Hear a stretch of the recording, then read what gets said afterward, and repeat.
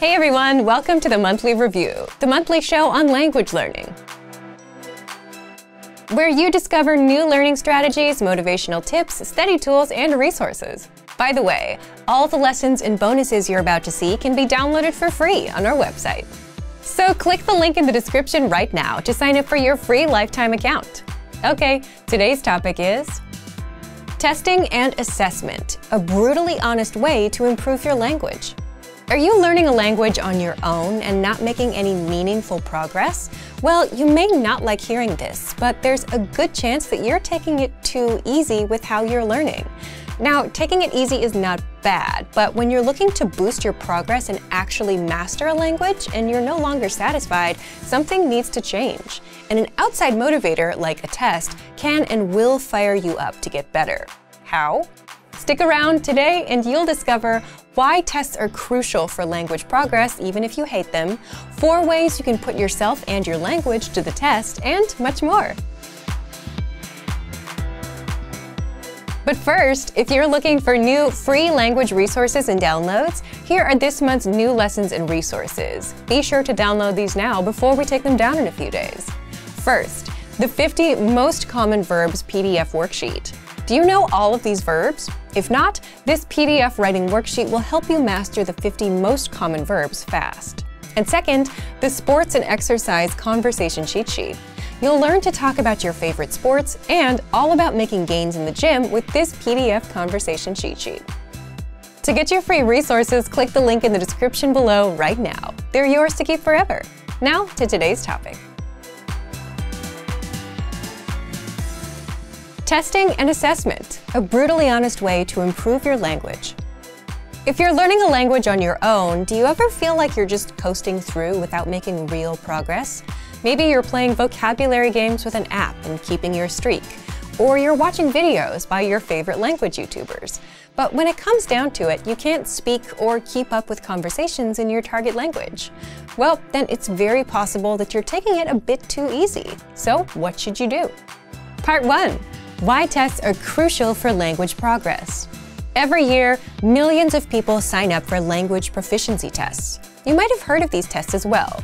There's the JLPT for Japanese, the TOPIK for Korean, DELF for French, HSK for Chinese, and the TOEFL for English. They're not doing this for school. They don't have to do this. They can just easily stay at home, sleep in, avoid discomfort, and continue playing vocabulary games. But millions sign up on their own anyway, every year. They prepare for months, they wake up early on the day of the test, and go through the pain of taking a test. Now, of course, there are some benefits to passing. For example, some jobs will require proof of proficiency, which makes these tests so important. But aside from that, tests are also important learning tools for 2 reasons. First, tests give you an honest assessment of your language skills. And second, for motivation. But let's break these down in full. So if you've ever enrolled in a language school or taken a language class, you have to take a placement test. Based on your results, the teachers see where you stand and place you into an appropriate class, so you can learn what's appropriate for your level. Plus, there's ongoing assessment, like weekly quizzes and tests every month. So, what's the big deal about tests and quizzes? Even if you don't like tests, tests give you an honest assessment of your language skills in specific ways.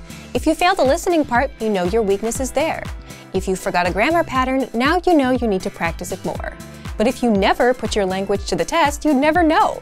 You may not even know the mistakes you're making right now. You don't know what pieces you might be missing. But tests give you an opportunity to check your actual language skills, and they give you a brutal reality check. Now, the second benefit of tests is motivation. Think about it. As a self-learner, no one else is going to push you to do your best. You're not in school, this is your own goal, and if you're like most people, you're going to take it easy on yourself. So when you're wondering why you're not fluent yet, but you've been coasting along, learning words here and there without actually testing your limits, well, that's the thing. You haven't been actually testing yourself and pushing yourself at all. And that's what tests do. They give you that challenge, that urgency to improve, that motivation. There's a specific date and time of the test. You have to be ready by that deadline. Just think back to a night before a test. You felt the urgency back then. You were motivated to pass. So this is exactly why a lot of self-learners take a proficiency test. It gives them something to aim for, something to be motivated about, something to achieve. Now, tests are not the complete answer to language learning, but they do give you a way to assess yourself and give you a challenge. So what can you do as a self-learner? Part 2. How you can put yourself to the test. But first, before you worry about failing, it's not about passing or failing.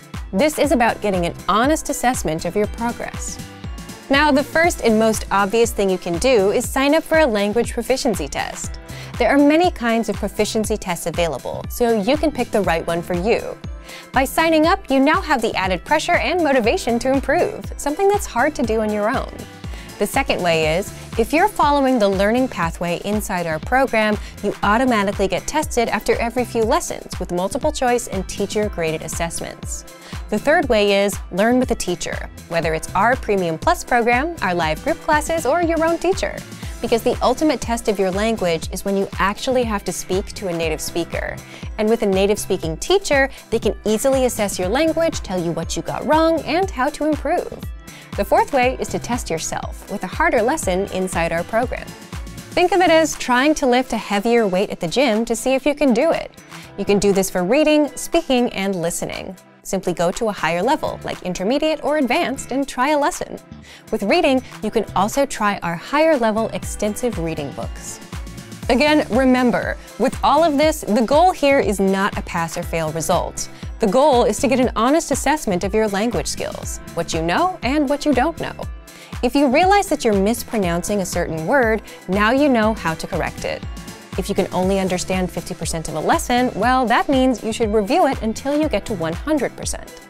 If you don't understand a lesson dialogue at all, which is where most people get intimidated, make it a goal to master the dialogue. Give yourself a goal to aim for.